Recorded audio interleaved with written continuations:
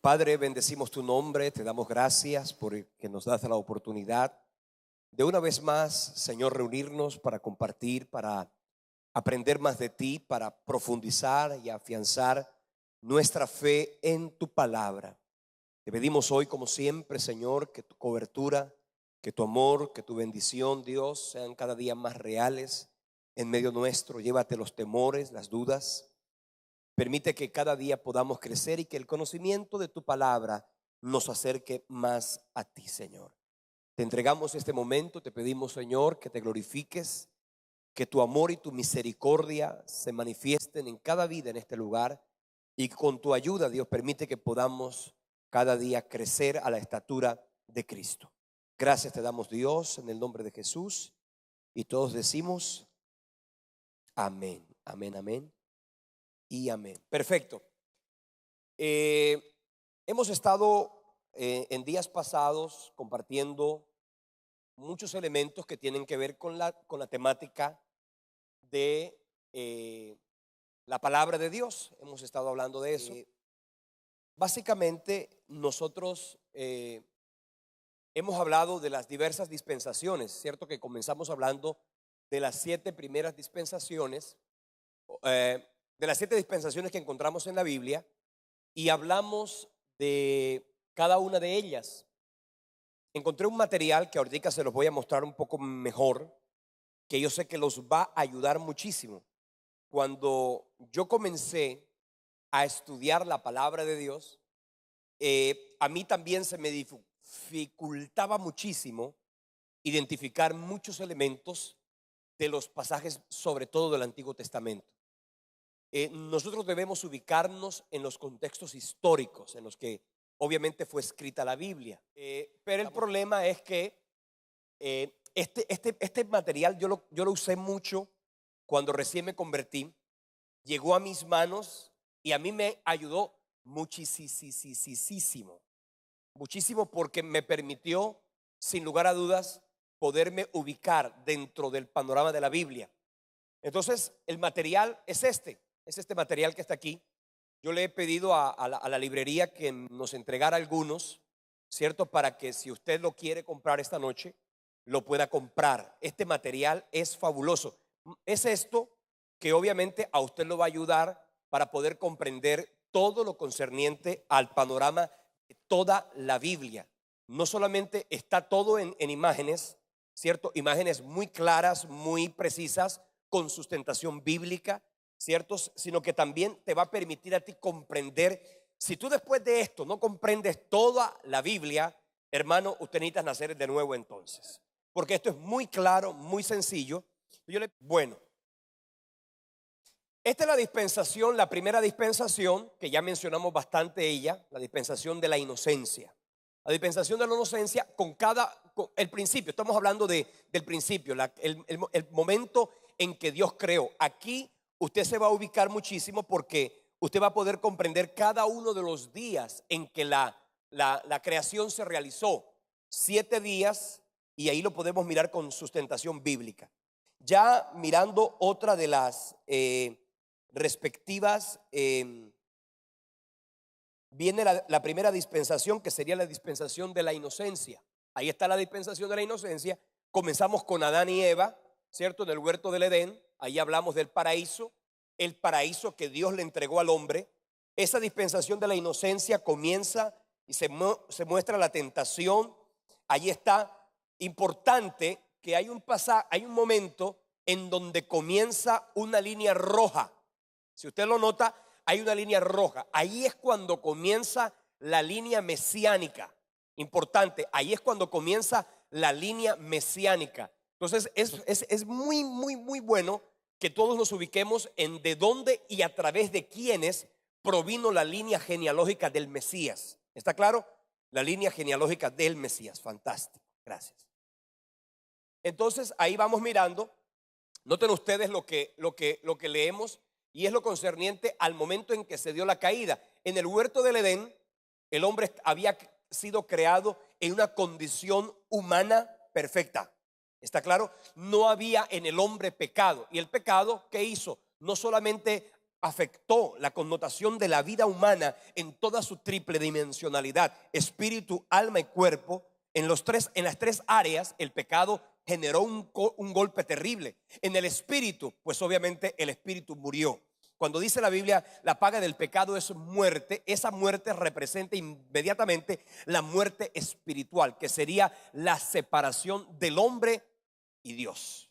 También hay una muerte que es la muerte emocional. Comienzan a suscitarse todo tipo de conflictos en el área emocional, carencias, complejos, temores, fobias, resentimientos, y todo esto fue el resultado del pecado.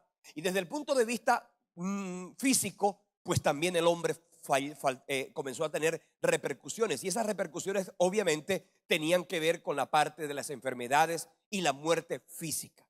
Y por supuesto viene una maldición que fue contrarrestada a través de una promesa, y ahí es cuando comienza la línea roja, que es cuando se produce la promesa mesiánica. En el huerto del Edén, ya todos ustedes sabemos que se presentó la promesa de Génesis capítulo 3 versículo 15, donde dice que el Señor restauraría la raza humana y le daría en Cristo Jesús la oportunidad de una vida eterna y nueva. Tengo problemas porque parece que la otra no está aquí. Vamos a ver si es esta. Ahí está. Ahí está. Entonces noten ustedes que después de que Adán y Eva pecaron, se gestaron dos pueblos. Está el pueblo Caín y está Abel, que fue, digámoslo de alguna forma, reemplazado por, aquí está, Set. Y fíjense que aquí hay dos pueblos, los hijos de Dios, los hijos de los hombres. Cuando usted lee eso en la Biblia, es cierta repercusión. Cuando dice la gente, y viendo los hijos de Dios que la hacían de los hombres, entonces aquí hay una connotación. Los hijos de Dios fueron los que comenzaron a invocar el nombre del Señor. Fíjate que la línea roja comienza en este sentido. En el caso de Caín, pues obviamente no. Allí hay una diferenciación entre los dos pueblos.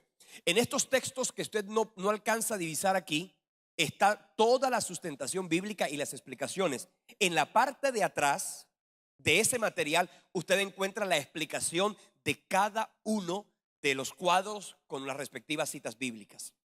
Luego dice que viene el arca de Noé. Aquí está el arca de Noé y viene el diluvio. Esta es la dispensación de la conciencia. La dispensación de la conciencia, aquí en la primera parte tenemos la dispensación de la inocencia. Luego viene la dispensación de la conciencia. Después viene ¿cuál dispensación?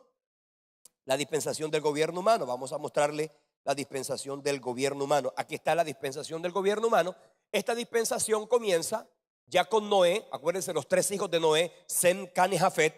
Ok, miren ustedes que aquí hay tres pueblos, y me gusta mucho esta explicación porque aquí tú vas a poder comprender de dónde surgieron las lenguas, por qué tantos pueblos, qué pueblos poblaron qué partes de la tierra.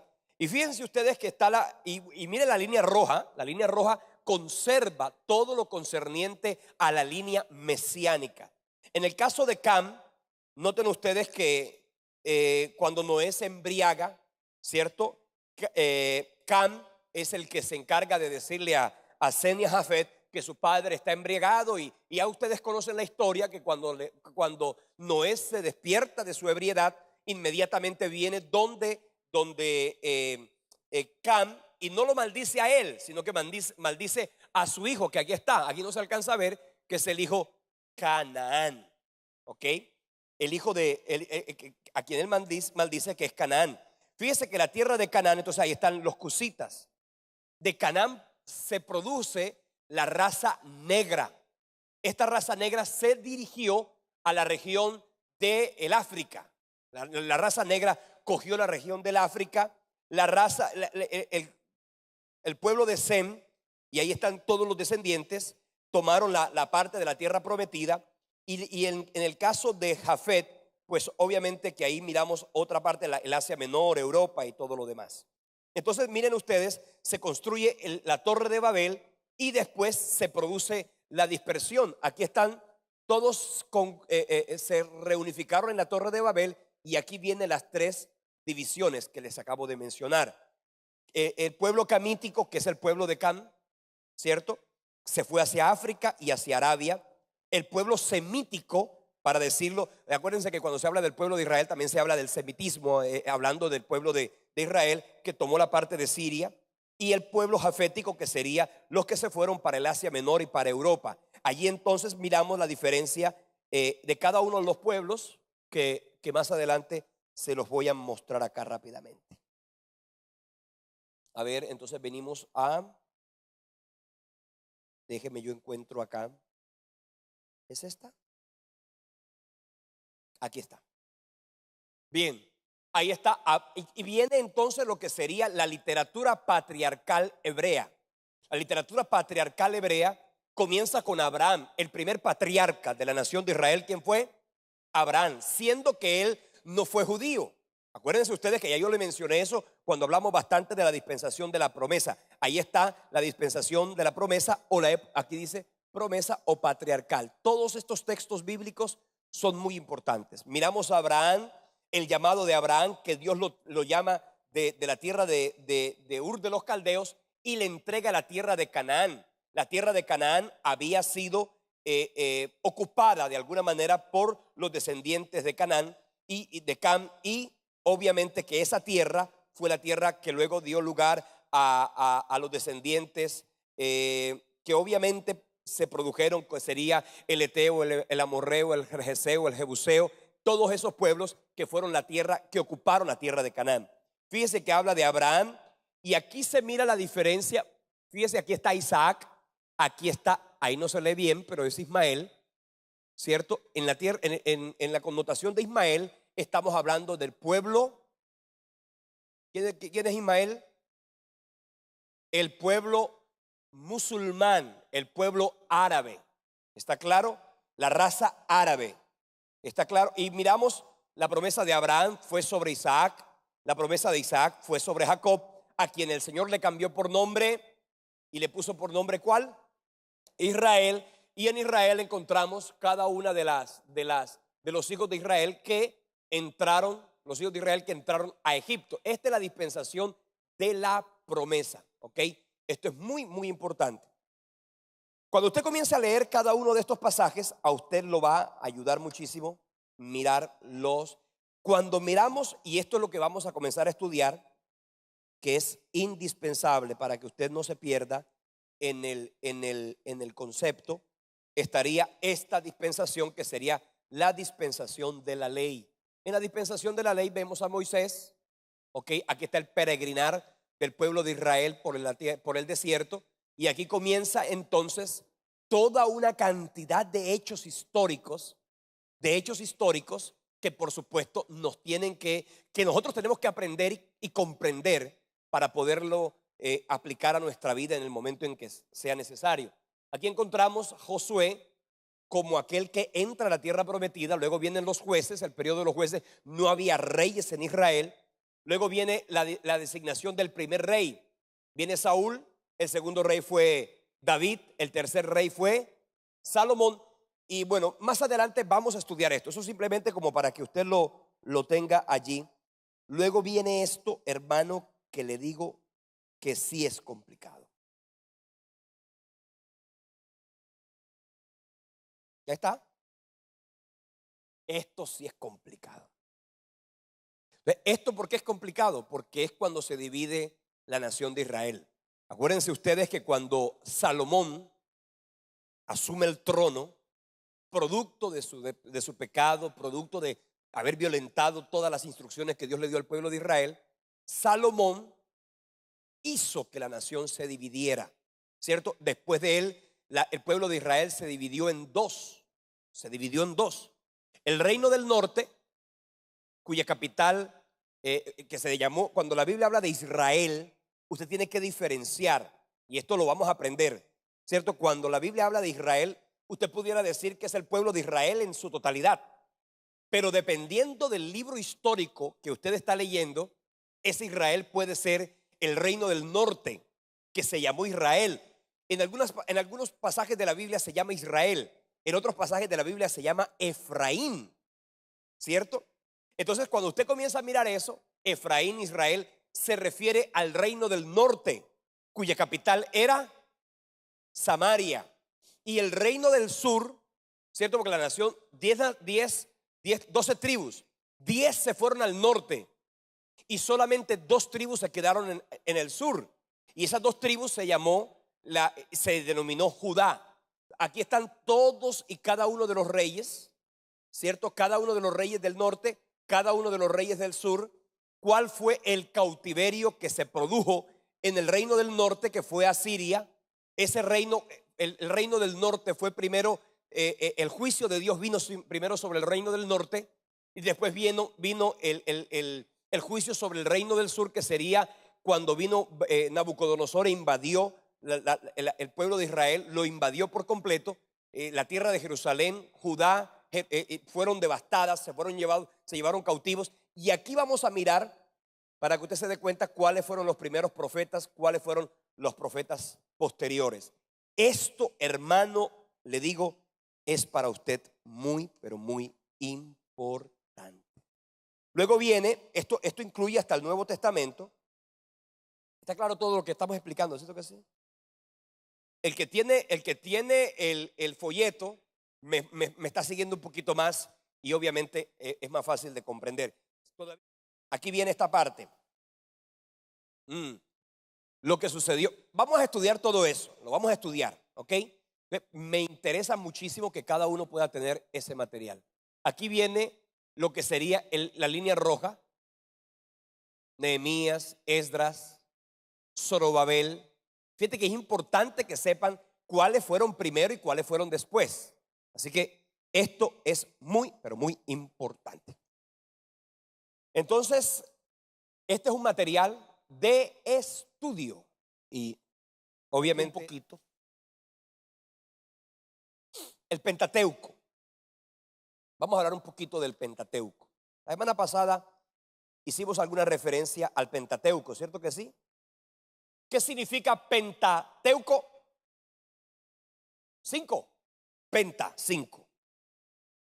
Es decir, que los primeros 5 libros de la Biblia, llámese Génesis, Éxodo, Levíticos, Números y Deuteronomio, fueron los libros que escribió Moisés. En esos libros encontramos lo que se denomina en la Biblia la inspiración de Dios y lo que se denomina en la Biblia la revelación de Dios. Permítame explicarle esto, porque no es lo mismo inspiración que revelación. La diferencia consiste en que toda la Biblia es inspirada. ¿Por qué? Porque el Espíritu Santo habló a cada uno de los escritores bíblicos para que ellos escribieran y su escritura tuviese cohesión, tuviese una hilación temática, tuviese un propósito. Y eso es lo que permite que nosotros veamos la superioridad y la singularidad de la Biblia como algo maravillosamente majestuoso.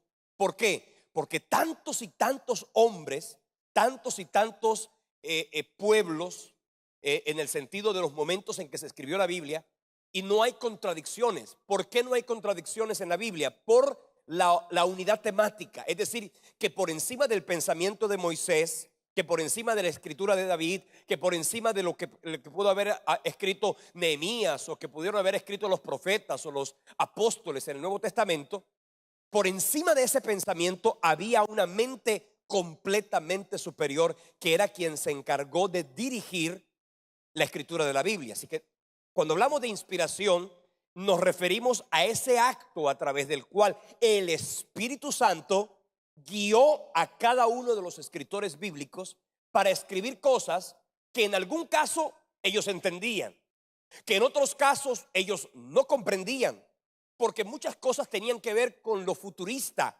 tenían que ver con el mismo Señor Jesucristo, y por lo tanto no era fácil que eso se pudiera comprender con la exactitud que tú y yo hoy lo comprendemos, porque nosotros miramos hacia atrás y es más fácil mirar hacia atrás y entender el porqué de cada uno de los pasajes que escribió Moisés y cada uno de los pasajes que escribió David para nosotros es muy fácil, pero para el pueblo de Israel, sin tener en cuenta esa revelación del Espíritu Santo, pues por eso es que ellos no les fue fácil entender y recibir a Cristo como el Mesías, como el Salvador.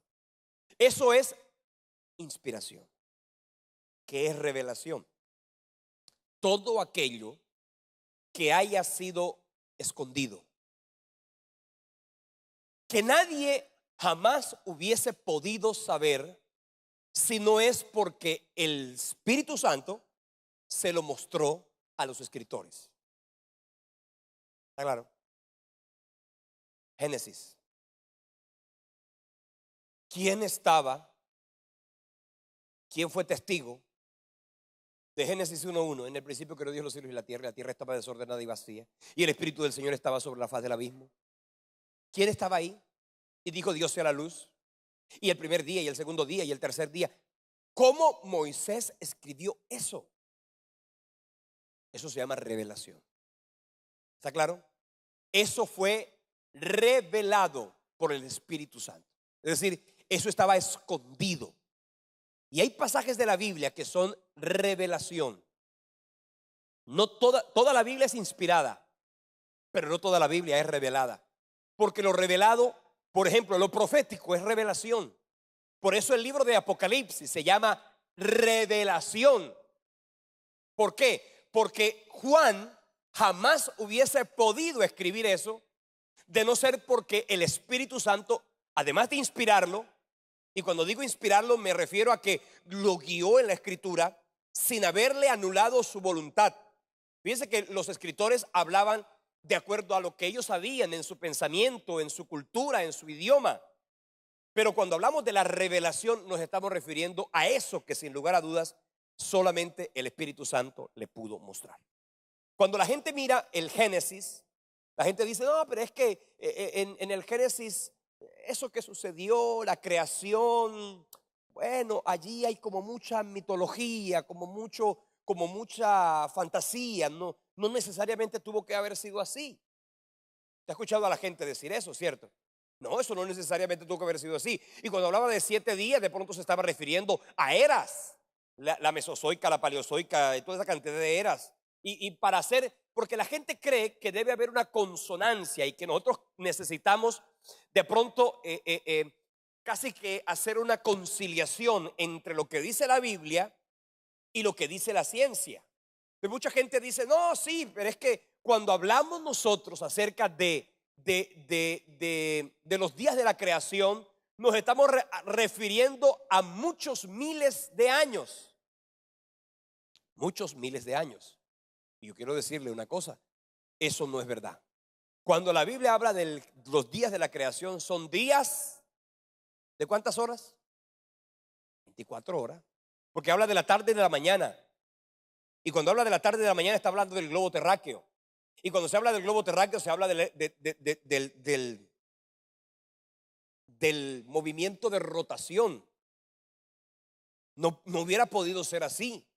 Porque imagínense que en el cuarto día, mire la primera página. En el cuarto día Dios creó el sol, la luna y las estrellas. En el cuarto día.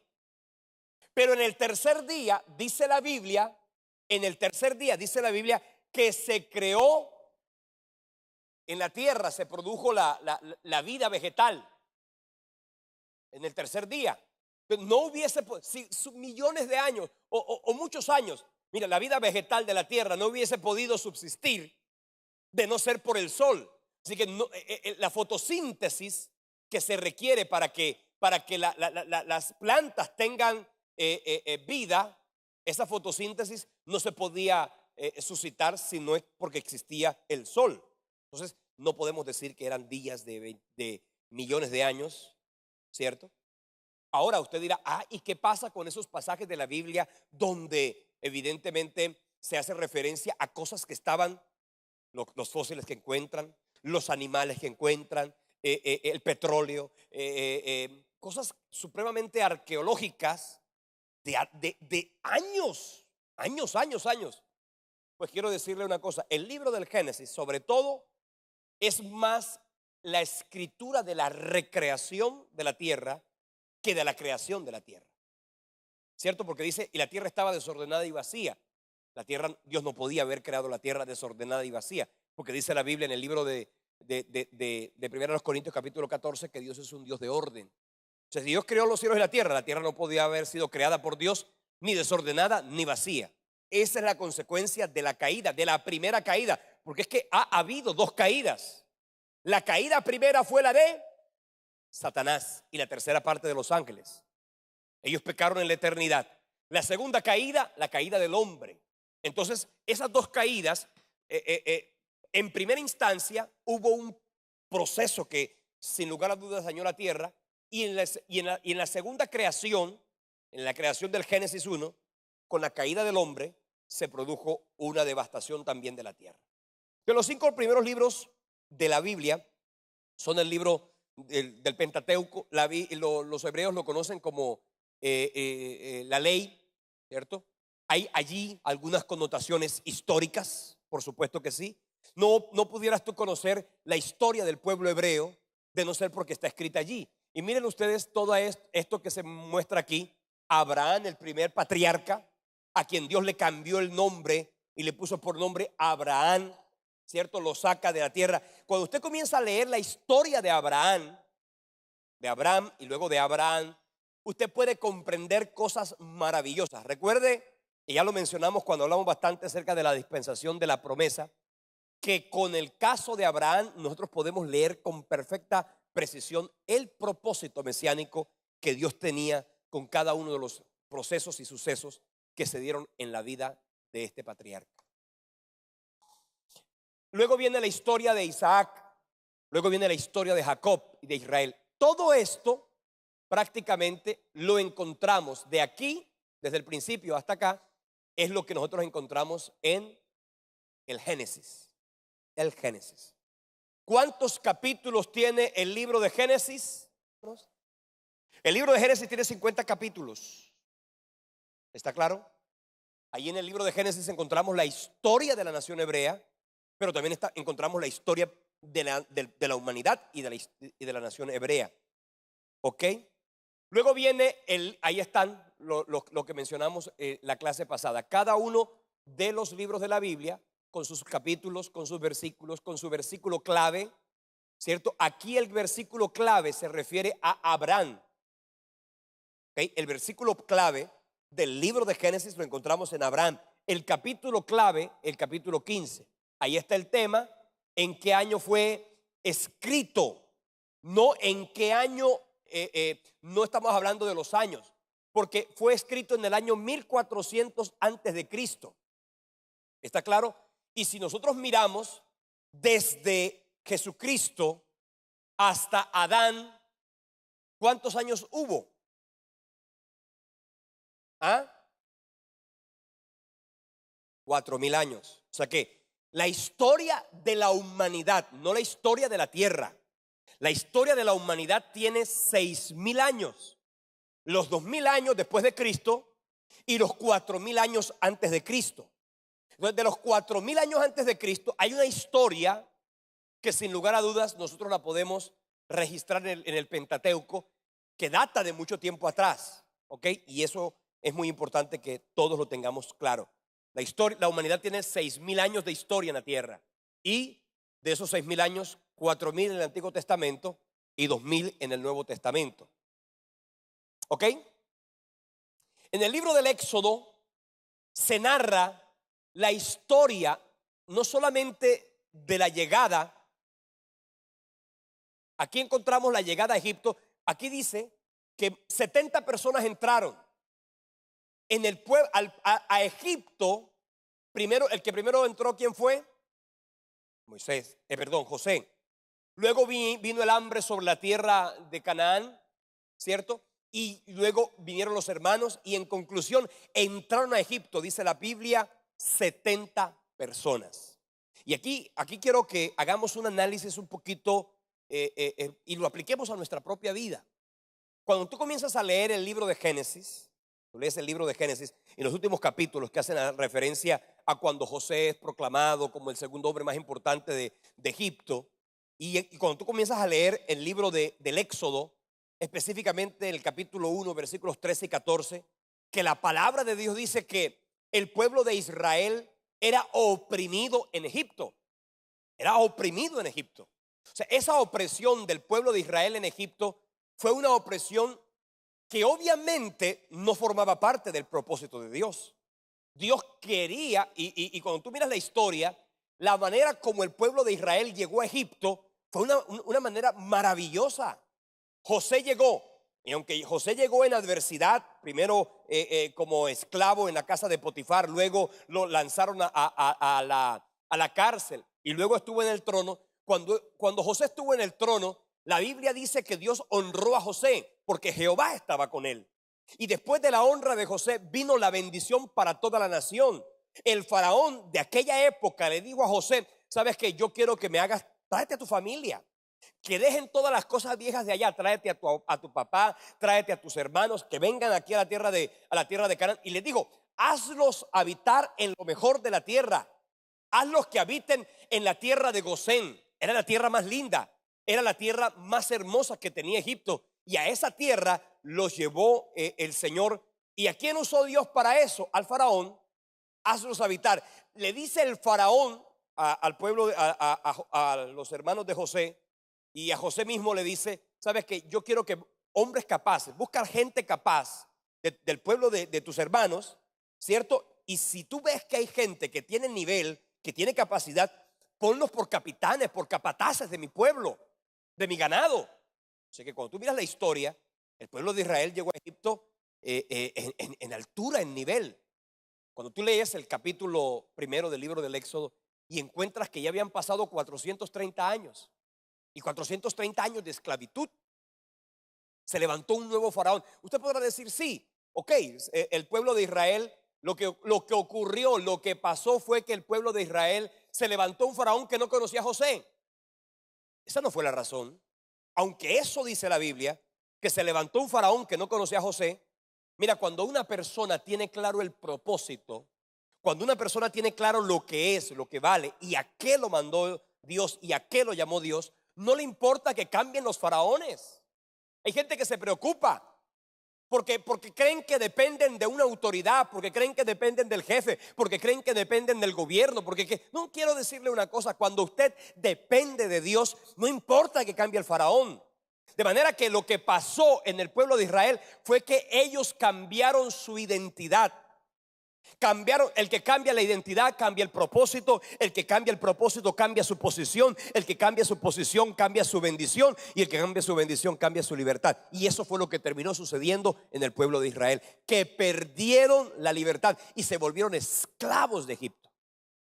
Se volvieron esclavos de un pueblo pagano, esclavos de una nación. Fíjese, cosa diferente en el caso, por ejemplo, de Daniel. Tú lees el capítulo 5 del libro de Daniel, en los últimos versículos, cuando se produce la escritura en la pared, que se escribió una frase a Belsasar que decía: Mene, mene, tekel uparsin, y esas palabras tenían un significado bien profundo, y a través de esas palabras, la Biblia dice que Dios rompió el reino de Belsasar. Ese día, Belsasar había puesto a Daniel como un hombre importante, el tercer señor del reino. Lo mandó vestir de púrpura, lo mandó vestir de una majestuosidad. Y dice la Biblia, y me llama la atención, que dice: y la misma noche en que Daniel fue puesto en eminencia, la misma noche en que Daniel fue coronado de bendición, de honra en Babilonia, esa misma noche se murió Belsasar. Y el capítulo 6 del libro de Daniel dice: y le pareció bien a Darío, el nuevo rey, no del mismo imperio, el nuevo rey de otro imperio, el imperio de Media y de Persia. Y le pareció bien a Darío constituir sobre el reino 120 sátrapas, y sobre los 120 sátrapas colocar a 3 gobernadores, de los cuales Daniel era uno de ellos. Y en el versículo 3 dice: y el espíritu, aunque habían 3 gobernadores, la Biblia dice que Daniel tenía un espíritu superior. Inclusive el rey pensó colocarlo sobre todo el reino. Mira qué cosa tan hermosa. Ahí está. Pero Daniel mismo era superior a estos sátrapas y gobernadores, porque había en él un espíritu superior, y el rey pensó en ponerlo sobre todo el reino. Quiero que nos quedemos aquí por un instante, ¿eh? ¿Qué clase de espíritu tienes tú? No me digas que ay, sí, yo tengo el Espíritu Santo. No, ese no es el espíritu del cual está refiriéndose aquí. Usted y yo tenemos al Espíritu Santo. ¿Cuántos tienen el Espíritu Santo? Amén, dígame a eso. Pero este no es el espíritu. Aquí está refiriéndose en este, porque usted tiene que mirar en la Biblia cuando el espíritu se refiere al Espíritu de Dios, cuando el espíritu se refiere a un espíritu inmundo y cuando el espíritu se refiere al espíritu humano. En este caso está refiriéndose al espíritu de Daniel. O sea que la actitud de Daniel, entienda una cosa, yo he visto muchos libros de liberación. Espíritu de flojera, ¡fuera! Eso no se sale así, hermano. El espíritu de flojera no, que fuera. Ay, sí, ahora soy hacendoso, soy trabajador, soy esforzado. Eso no se quita así, hermano. Eso es carácter. El hombre tiene que hacer morir lo terrenal de su vida. Y mira, yo he visto, y tenga usted mucho cuidado, ¿eh? Yo sí he visto libros de liberación, pero qué cosa tan desastrosa. Espíritu de tinto, de telaraña, fuera. Ese espíritu de telaraña no hay que reprenderlo, ese espíritu hay que limpiarlo. Entonces, lo que hay es una flojera en el corazón del señor o de la señora de la casa que no limpian obviamente, por favor. En Daniel había un espíritu superior. Y es que escúchame una cosa. Si tú tienes al Espíritu Santo, tú tienes que tener un espíritu superior. Tienes que tener un espíritu superior en tu casa. Tienes que tener un espíritu. No estoy hablando de un espíritu de altivez, de soberbia, de arrogancia, de prepotencia. No. Ese espíritu definitivamente Dios lo rechaza. Al altivo Dios lo mira de lejos. O está hablando de un espíritu superior. Oye, que tú seas diferente, que te destaques, que seas el más aplicado, el más disciplinado, el más puntual, el más proactivo, el más emprendedor, el más servicial. Eso significa tener un espíritu superior. Y yo quiero decirte una cosa: cuando tienes un espíritu superior de esa manera, te digo con toda honestidad, puede que cambie el rey, puede que cambie el jefe, puede que cambie el gobierno, pero si tú tienes un espíritu de esa manera, nadie te va a quitar del lugar donde te encuentras, porque tú no tienes un trabajo, tú tienes una bendición, y el que tiene un trabajo cualquier día lo sacan. Pero el que tiene potencialidad, el que tiene conocimiento, el que tiene habilidad, el que tiene bendición, ¿sabes qué? No lo saca nadie. Y si algún día alguien lo saca, ellos son los que pierden. Pero la bendición se va con nosotros porque estamos bendecidos. El bien y la misericordia nos seguirán todos los días de nuestra vida, donde quiera que te metas. Mire, una persona con un espíritu superior no es una persona que anda temiendo que el jefe lo va a echar. Si usted es de los que tiene temor de que lo echen, mejora tu espíritu. Porque las personas que tienen un espíritu superior, sin lugar a dudas, saben de qué están hechas, saben cuánto valen, saben para qué Dios los llamó, y de esa manera definitivamente el Señor quiere hacer cosas poderosamente maravillosas. ¿Está claro? Entonces, bueno, leemos eso. Cambió el rey. Ya se levantó un nuevo faraón. Evidentemente que ese nuevo faraón no conocía a José. Subyugó al pueblo de Israel. La actitud del pueblo de Israel. Al pueblo de Israel se le olvidaron las promesas. Al pueblo de Israel se le olvidó todo lo que Dios le dijo que le haría. ¿Ok? Y encontramos en el libro del Éxodo la historia de cómo el Señor saca a Israel. En el libro del Éxodo, por favor présteme atención, el libro del Éxodo está dividido en dos partes. Una parte, y cuando digo dos partes estoy hablando de dos temáticas, no de tal versículo, de tal capítulo a tal capítulo, estoy hablando de dos temáticas.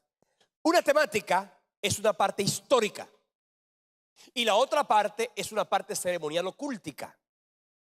Hoy vamos a hablar, en primera instancia, pudiéramos mirarlo ahí en la proyección siguiente. Permítame, aquí está. Esto más o menos, el libro del Éxodo comenzó con Moisés, ¿cierto? El libro de Génesis terminó ¿con quién? Con José. El libro del Éxodo comienza con Moisés. Y prácticamente nosotros en el libro del Éxodo miramos toda esta parte. Eso es importante, valiosa, indispensable que usted conozca la historia de qué se produjo y de cómo se dieron los acontecimientos del libro del Éxodo, porque a usted lo van a ayudar muchísimo. Ahí usted va a encontrar, por ejemplo, la historia de Israel en Egipto. Usted va a encontrar, por ejemplo, lo que tiene que ver con las plagas. ¿Cuántas plagas fueron? 10. Y todavía hay unos cristianos hablando de 7 plagas. No sé dónde sacaron las 7 plagas. Son 10. ¿Ok? Esas 10 plagas tienen es hermoso cuando tú comienzas a hacer una analogía entre esas plagas. Porque las plagas no fueron, por ejemplo, la primera del agua convertida en sangre. No, eso no es casualidad. Cada cosa que sucede en la Biblia tiene una significación. ¿Sabe qué estaba haciendo Dios? Dios estaba burlándose de los dioses paganos de Egipto. Porque la primera plaga, ahí está, el río convertido en sangre. Acuérdense que en las civilizaciones antiguas, casi que las grandes civilizaciones se construyeron frente a grandes ríos. Y esos grandes ríos, para esas civilizaciones, terminaron sintiendo y teniendo una connotación de divinidad. Así que para el pueblo de Egipto, el Nilo, además de ser, pues obviamente, una bendición económica desde el punto de vista de lo que significa un río, para el pueblo, para el pueblo egipcio, el río tenía una connotación de divinidad. Cuando el faraón ordenó que los niños varones fueran lanzados al río, no estaba haciendo otra cosa sino que entregándoselos a su divinidad pagana. Esa connotación tenía. Entonces, cuando viene la primera de las plagas, que es y eso está en Éxodo 7, del 14 al 25. La primera plaga fue el vino convertido en sangre. El río convertido en sangre. Quiere decir que el pueblo de Egipto consideró que aquello era totalmente devastador, porque Dios estaba casi que burlándose, mofándose, riéndose de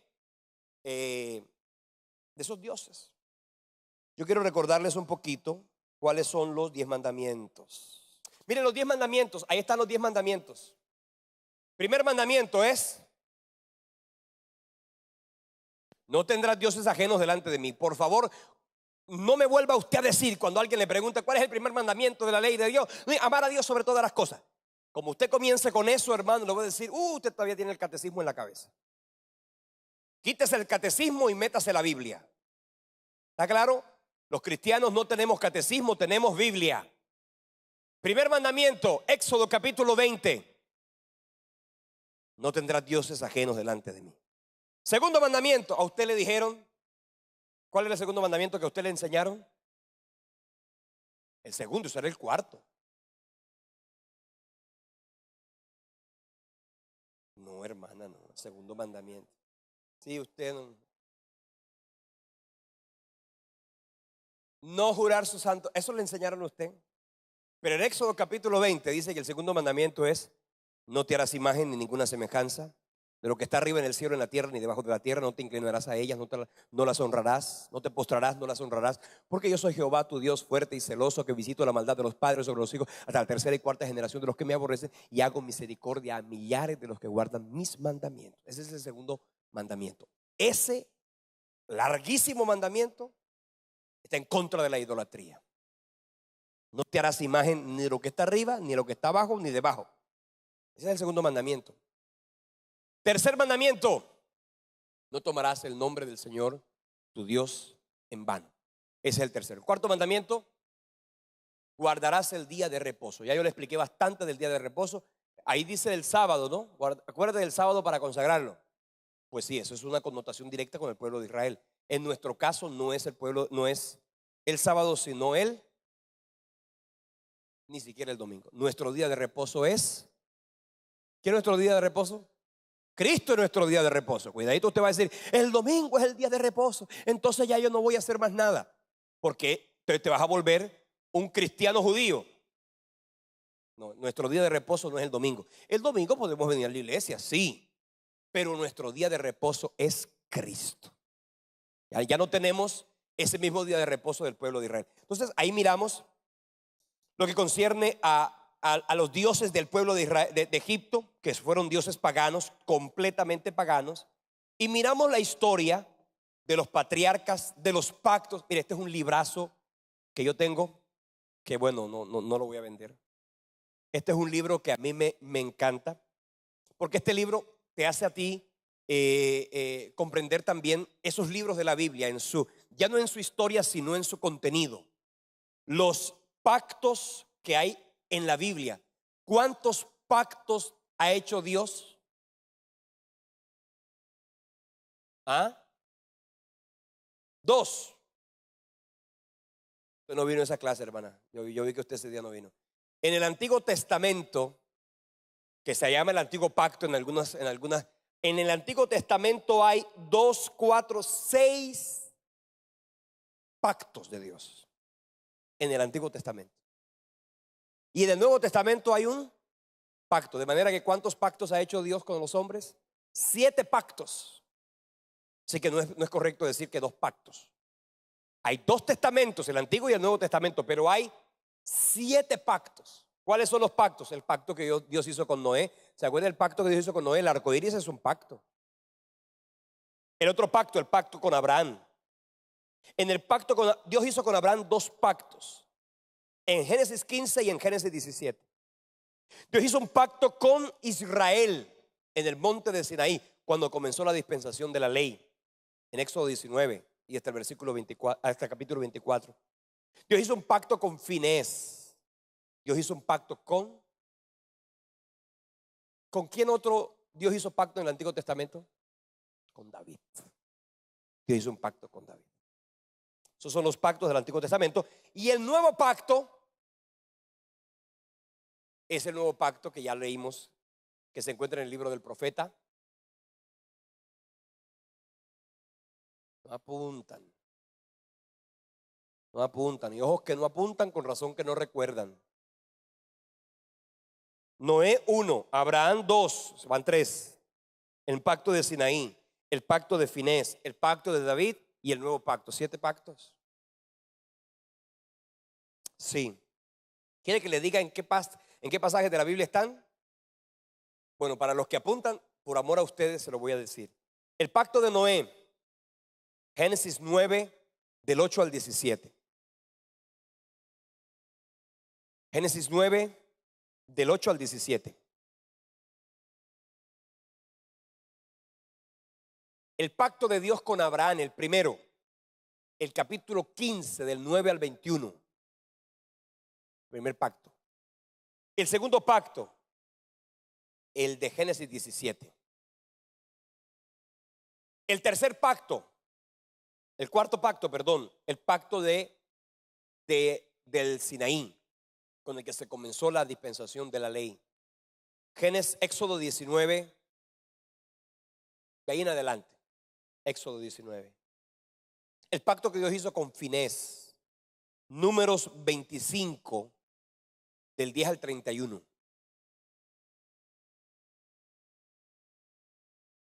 El sexto pacto, hermoso pacto, el pacto que Dios hizo con David, que lo encontramos en el segundo libro de Samuel, capítulo 7, del 5 al 16. Es el sexto pacto que Dios hizo.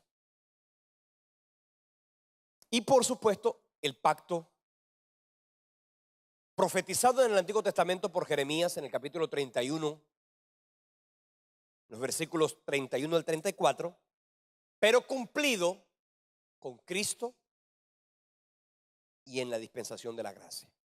Son los 7 pactos. Aquí miramos un poquito la historia de cómo se dio el proceso de peregrinación.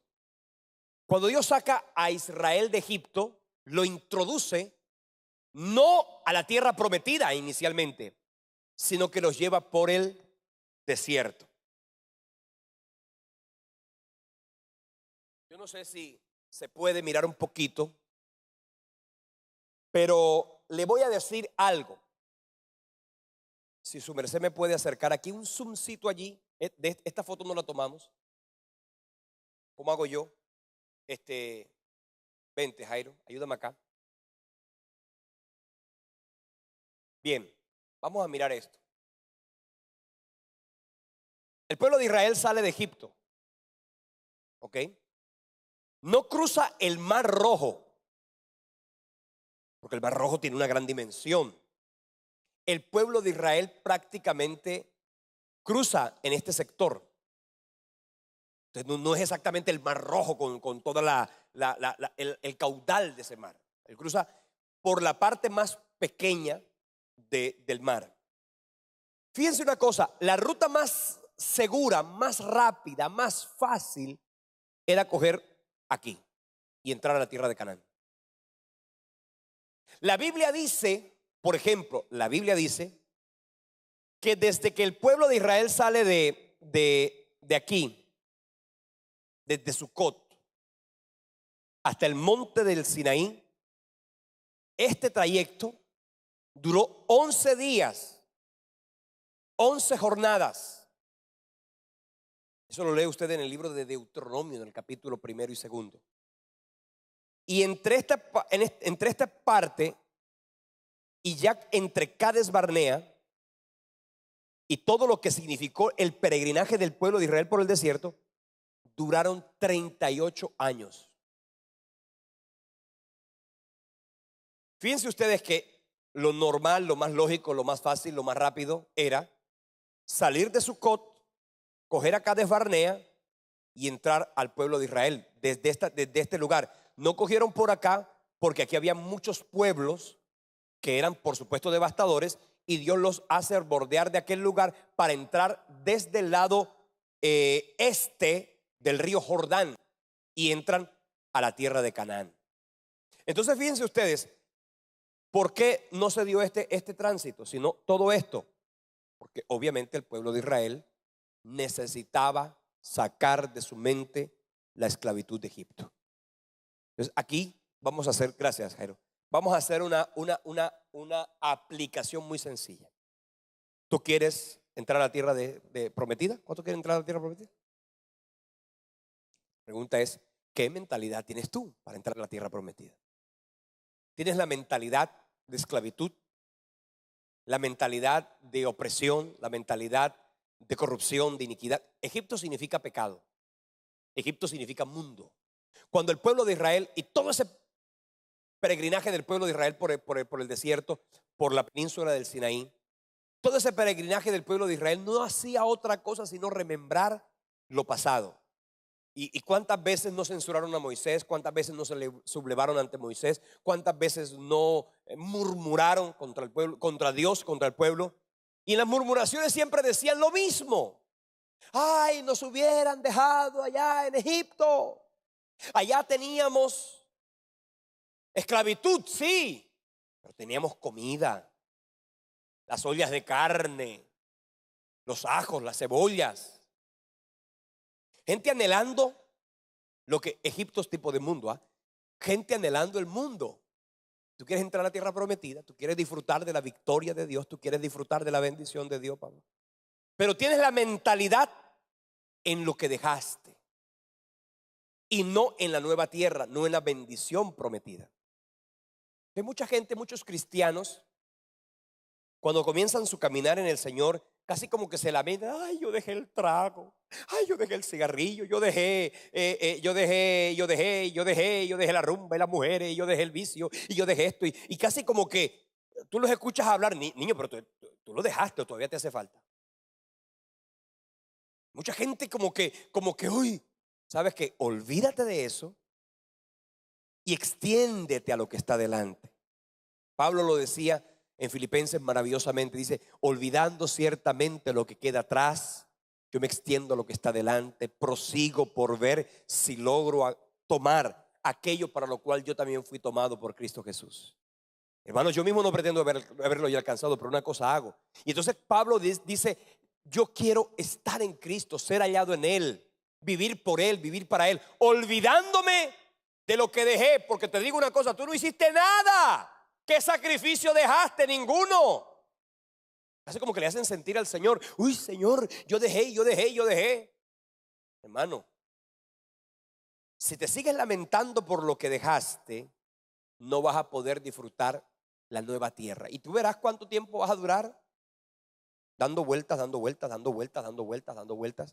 Y esto, por supuesto, que es algo, sin lugar a dudas, terrible. ¿Amén o no amén? Entonces, en el libro del Éxodo, nosotros encontramos toda la parte que corresponde a la situación del pueblo de Israel. Mira lo que dice Deuteronomio 2:14.